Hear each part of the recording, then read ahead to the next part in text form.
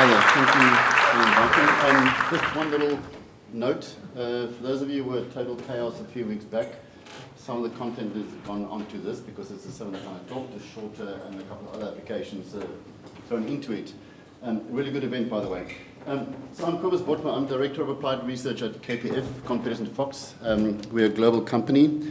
For those of you who don't know us, there's a couple of buildings standing over there. We still hold 5 of the 10 tallest buildings in the world under our portfolio.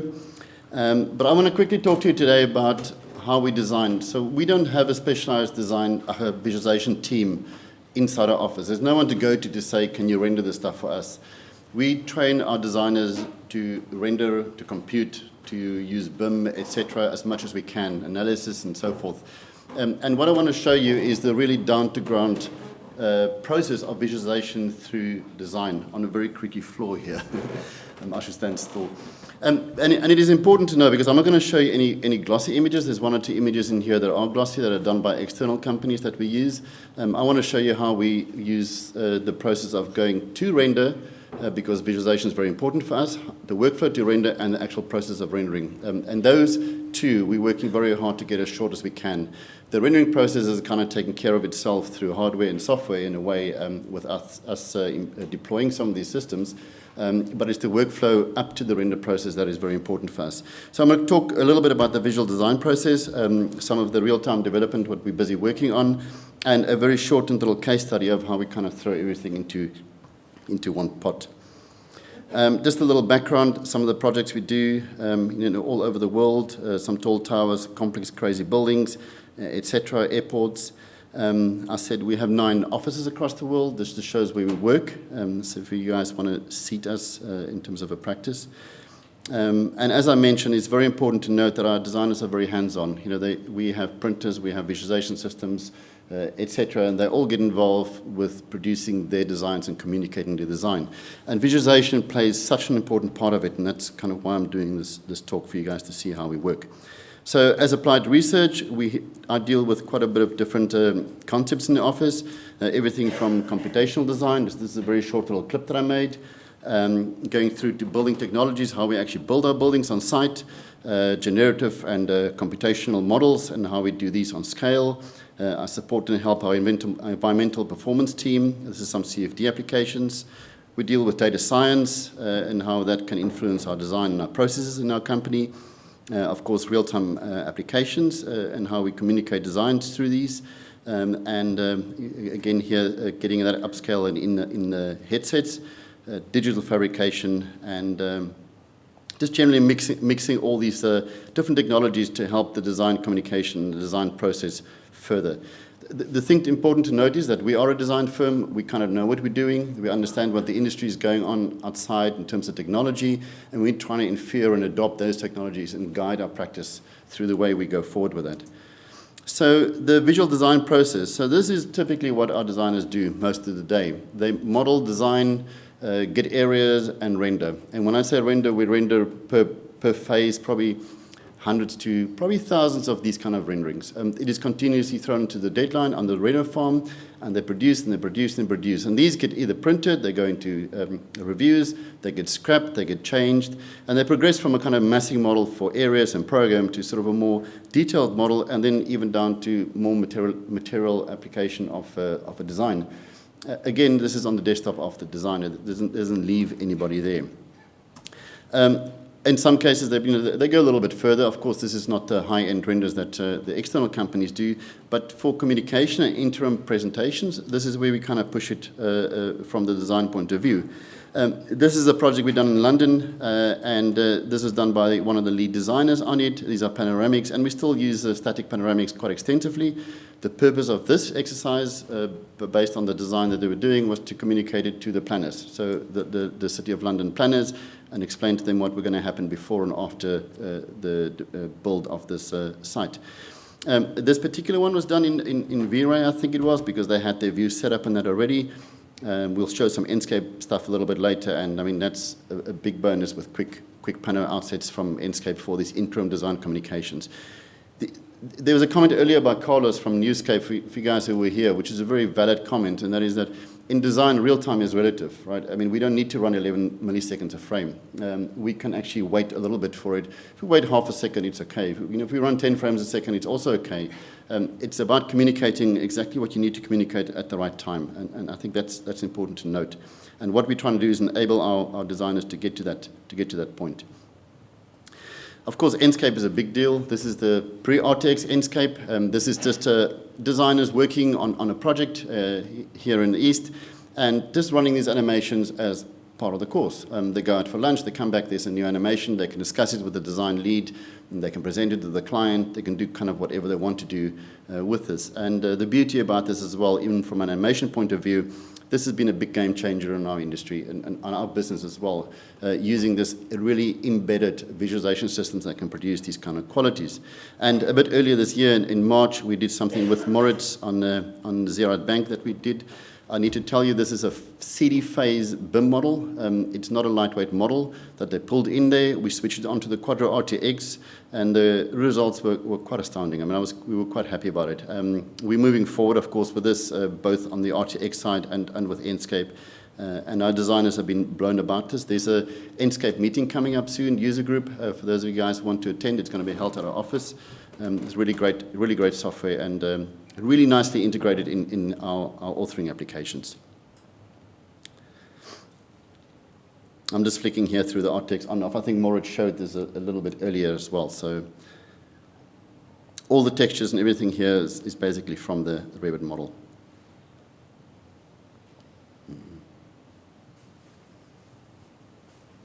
Let's get to the end of that. In many cases, as I said, we render what we need to render. We do a lot of physical models, and sometimes just to keep the correlation between the physical model and the digital model, we render our bases in wood, because a lot of our physical models are in wood. This is the scalpel done. This is a very nice little simple rendering. Now, this building is near completion. I think there's just a couple of internal things they have to finish before it gets opened. For those of you who have seen it, it's a really great building and very sympathetic to the landscape. But what we did, and this is something very much in London, I kind of did that about a year and a half ago when the V-Ray came out for Grasshopper, is to simulate how we would have redone that in a design application. We're running the frame buffer there. At the moment, the points are fed through Grasshopper, running through the frame buffer in Grasshopper and reading it out. And in cities like London, this is very important because the quality of the render and composition of the buildings in the cityscape is very critical to us, at least as a firm. We are very aware of our environment. We understand that when we place a building down, it affects a bigger area, it affects skylines. We work with view corridors of London extensively. But this allowed the designer basically to go and move points around and get a very high quality visual feedback through V-Ray at near real time. And I said it's not near real time, but it's near real time. Of what the composition of the building would be like. And as you can see, this is running on two Quadro cards here. But it is this quick response that they could get when they were doing stuff through Grasshopper. Now, our KPF UI team, the Urban Analytics team in New York and splitting out to London as well, deal quite a bit with generative modeling when we start getting involved with especially master plans and large projects where we run thousands and thousands of iterative designs. And we need to sort of visualize that and capture it and put it through web apps where we can filter these things or cluster these results down to the 5 best solutions. Now, what I'm about to show you is a very dumbed-down version of that because I can't show you the stuff that we are working on. But this is a way of how we've now plugged in on the end of the complete Grasshopper script running the generative process, the V-Ray render engine as well, and be able to output high fidelity renders instead of just Rhino screen grabs. Even with nice Arctic mode, V-Ray kind of beats that a little bit. So outputting these were running at about 30 seconds a frame, outputting into AVIs and collecting these out. Of course, plugging it in the end of something like Ladybug or Honeybee, that the team's working on, and be able to visualize that in V-Ray at the same time is pretty cool. It's this kind of thing of taking more engineering or data analytical type of information and making it render a little bit. Now, nothing stops me from actually rendering the detailed buildings on the site there if I had them. Again, this is just a case study. And again, as we run with CFD applications as well, this information was read from outside through Grasshopper and rendered in Grasshopper through V-Ray, again, adding a high quality of visualization. And again, this is a block model. This is the very early massing model. But of course, we can pull any quality model through Grasshopper and V-Ray and render that out and get a better quality of display. So where we're moving forward with this, with the next sort of stages of visualization, and where we're going with more real-time applications. So this is something we started doing about 2013, and the comment earlier about AR not being used that much. We are, I wouldn't say behind with VR, but AR has been a big game for us in the last sort of 3 years since the HoloLens came out, funny enough. We just find that executives or senior people don't like putting on HMDs. They will put on a HoloLens anytime. And we've had CEOs of really large corporations make decisions on the spot because of models we provided through applications like HoloLens and ARKit and so forth. So what this is a light map baked in on 3D Max with V-Ray running on the GPUs. And I'm saying GPU specific because our process of generating these kind of HoloLens models, and this is a straight HoloLens capture, so it's not a high-def capture, it looks better on screen, is that we will create the geometry, make sure that it's within the limitation of the device, export it to the game engine, in this case Unity, pre-bake the light maps very quickly, progressively at, say, 30 seconds a light map. While someone continues with the Unity side, we bake them at 2 minutes or 5 minutes or whatever time we need for the typical 8K per mesh light maps that we need to do. And this is a kind of jump for us between our physical model and the one-to-one scale model or the immersive model. And clients love it. Clients like poking their head around, looking at it, understanding a scale for it, understanding the composition of stuff. We typically have some interactions where we can flick through options or solutions of it and so forth. But it has been really, very good. We're waiting for HoloLens 2. I reckon the last 2 years we probably built at least one model of these a month. And they typically go out to clients and presentations out there. Now, this is something I'm quite excited about, and there's various reasons. Typically, our projects are very big. I started with KPF working on an airport that's a mile across in length, and trying to get something like that in a VR environment or a real-time environment, even running at 25 frames a second, is a challenge even to this day. Unreal Engine is great, and we use Unreal Engine, but of course the light map engine can only handle so much, and you can only have so many dynamic lights when you start working with big scale models. So this is a test case on a small model, relatively small. This is typically what we do when we do office buildings. We do shell and core, and we do the lobby spaces. So this model was specifically generated to look at a model's fins, whatever, on the model on the right in the back there. You'll see the model in a second. But the beauty about this is that we started using V-Ray for our light baking, and where it is very important and very sort of progressive for us is that we can now break our huge model down in chunks. And I'm glad Simeon mentioned the whole fact that you can actually light bake elements by itself, because that's our process normally in Max when we work with the HoloLens. So for us to bake a scene of millions of polys and many meshes, where the designer might change the check-in desks at the last minute, it becomes a challenge because we don't have 12 hours or 14 hours, whatever the case is, to rebake the whole map. We just want to bake the floor and the desks. That's all we want to do, and publish the model out. So this is Unreal Engine with one of the sort of tests I've been doing on this lobby space. That's the chalk model, I call it. This is a test bake with light maps. And incidentally, this is running on I think, an RTX card, a Quadro RTX card, and this whole scene probably baked in just over 10 minutes. Not at super high quality, but high enough for us to work, to discuss, to design, to get the client to understand what the spacing is between the fins, if they could see the back wall, how far it should be, how far it should protrude, etc. So it's very much a communication tool. And that's the kind of thing that we are really interested in, how quick we can take this model, bake it, get it to the client, or build it, get it to the client, workflow it and get it to the client. And super excited about that. So the idea of taking a model and let it process little bits by little bits as it goes along, and you only update the bits that change for that next meeting is a big deal for us. I mean, our models are typically quite big. Of course, this is something else that's really cool for us. So on the mobile devices, We might not have the compute power to be able to do bigger models. Here we're running it again off a workstation. I think we're running an RTX card in this as well. And we're actually pixel streaming it to the device, to the boardroom with the client and walking the client through that on a lightweight device. Well, if iPad is a lightweight device, it's a lightweight device. But pretty cool. And this is a really fascinating field for us in terms of visualization, because we can build clusters or bigger scale GPU machines that can push our big models, which means we don't have to spend the time optimizing, which is where most of the time is spent on the HoloLens builds that we do, for example. When we want to throw in a big scene in a model, we can eliminate that and let the GPU take the power of lifting that to the mobile device. And we're keen to see what's going to happen with 5G when that comes out in the future as well with that. Of course, NVIDIA and Holodeck, we've been working with this for quite a while, and this is really awesome. And this is where the sort of idea of KPF's 10th office came in, which is a virtual office, where people don't have to fly all over the world. They can actually meet in a space. And if you don't want to put a headset on, you simply dial in like you do with a normal VC, right? Here, the designer is dialed into the VC. I'm inside the VC in London. I have a co-designer from New York on the other side helping with me with the model. And I can position him where I want to be. I can lift the model up where I want to be. I can cut the model, slice the model, discuss the model, do whatever I want to do. But even the cooler part is that we can kind of start doing this studio photographic, very intuitive way of photographing models, picking up a model and actually putting it in the light and photographing it, and get very high quality or high enough quality for discussion images out from this process. And it is pretty intuitive.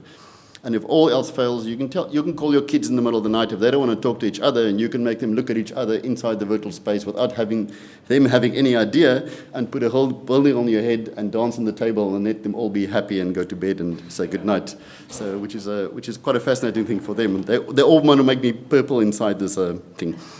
But this is really something I think is going to go towards the future in some way, and especially when we start looking at digital humans, where I will be able to see my colleagues as they are represented, not as a robotic, for example, and meet within virtual spaces. It's going to go there, and it's a great thing because we don't have to fly the whole time and waste time, all the carbon offset that we will be saving and so forth. And it is very natural being inside that space, for example.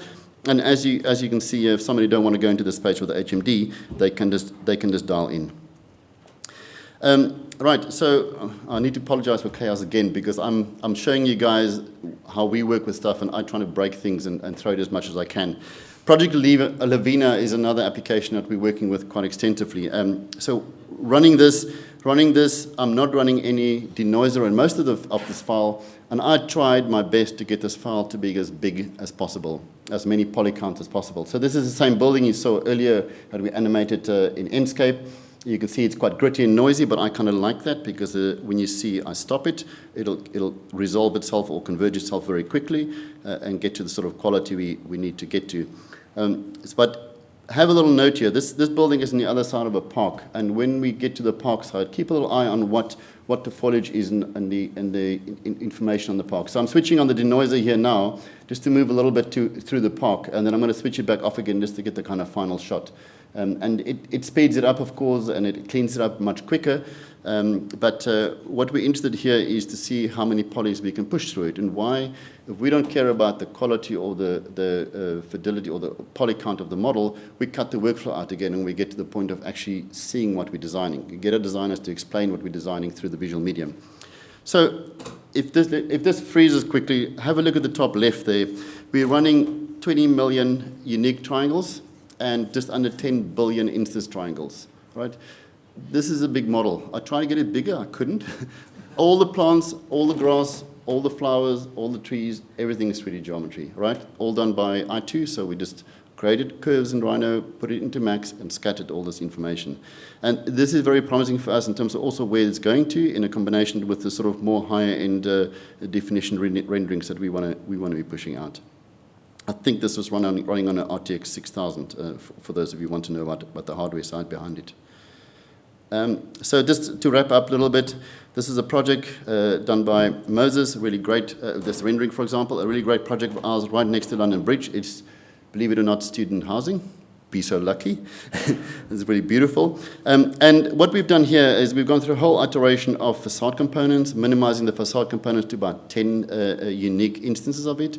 and the designer generated blocks in Rhino that were very detailed, but they wanted to start iterating these along the facade and start mixing it up in the facade in a sort of a pattern base. So we simulated that. There's no geometry in Rhino. Again, this is the way of getting the block models placed on the facade very quickly and getting the visuals out as quick as you can. At the end of the script, I simply just plugged in the grasshopper bit of it, and we run the frame buffer at the bottom. I have little curves where the camera's moving along, and I'm tweaking up and down, and from that we can start generating frames. And again, these were running probably about 30 seconds. This is running again on an RTX card there. And the important thing is communicating design. What would these different iterations look at? They all come out with a number so the designer could select it. What is the reflection on the facade going to be? Not your money shots, not your main shots, but a very quick, very high quality image to explain and communicate the actual intent of the design. This is probably about 1.5 years, almost 2 years old HoloLens model we built of that facade component at 1:1 scale. It's looking like it's shifting because it's much taller than the ceiling in our gallery. But this, again, the designers had on, and they could actually understand the aperture sizes, the dimensions, because everything was done in detail. And they could move around this model quite freely, change the scale to a 1:10 scale to get more of an overall composition of it. Or take it back up to 1:1, for example. And this has been very useful for just those interim client meetings of, this is actually what we're trying to do. This is what it looks like at 1:1. And we've even had a London City Planning look at these to determine if we could actually proceed with facades and go ahead with certain facades. This is the last slide. This is, again, that project.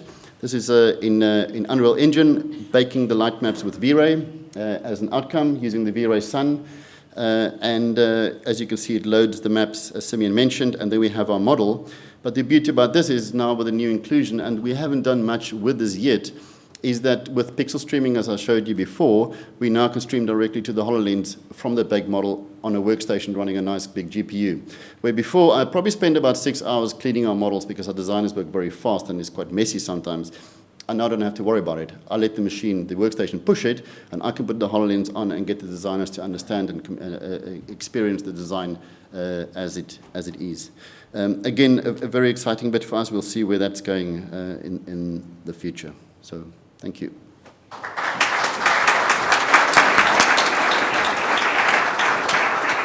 Thank you, Cobus. That was a fabulous presentation. There's 3 minutes left.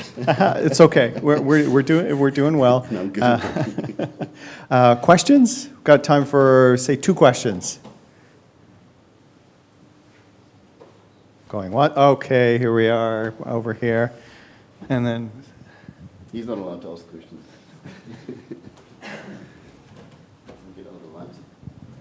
Hey, Cobus. Quick question for you. So, other than Holodeck, what other collaborative VR tools have you been looking at? Because one of the big problems we have with Holodeck is those Android robot-y people, and you just can't get half our clients to even engage with that seriously. So we're playing with recently added Unreal Engine at once, and I put Iris VR. We're quite happy with Iris VR. I've been following their work for quite a while. I've seen them quite a few times being in New York. And also we're developing some of our own right at the moment. So we'll see where that goes on.